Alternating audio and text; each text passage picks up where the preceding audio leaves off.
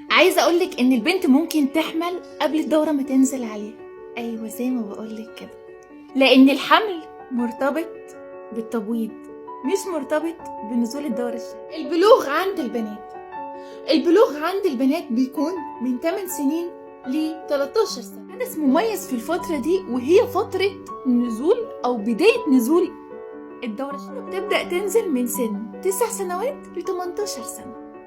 لو نزلت قبل كده او بعد كده غالبا هيكون في مشكلة، وانا اتمنى ان احنا ندور في الموضوع ده. يعني لو جت قبل كده او بعد كده نبدأ ندور، لان غالبا هيكون في مشاكل تانية. لما بتبدأ تنزل بيبقى معاها شوية لخبطة، زي انها تيجي كتير، في نزيف، كل الحاجات دي. هنا بقى ممكن وشها يصفر، يغمى عليها، يحصل ترجيع كتير، ودي حاجة طبيعية جدا وجديدة عليها. ان الحالة العامة بتاعتها بتبقى مش تمام، يعني بتبقى متلخبطه، كل حاجه عندها متلخبطه، ملهاش نفس تاكل، ملهاش نفس تتكلم، ملهاش نفس تتعايش مع العالم اللي حواليها. انت بتبقى خايفه وقلقانه وموجوعه.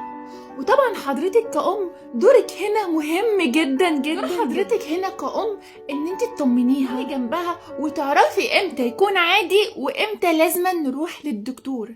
البنت هنا مش شايفه حد غيرك في الوقت ده اللي ترجع له، فانت خدي بالك من النقطة دي كويس. وشكرا.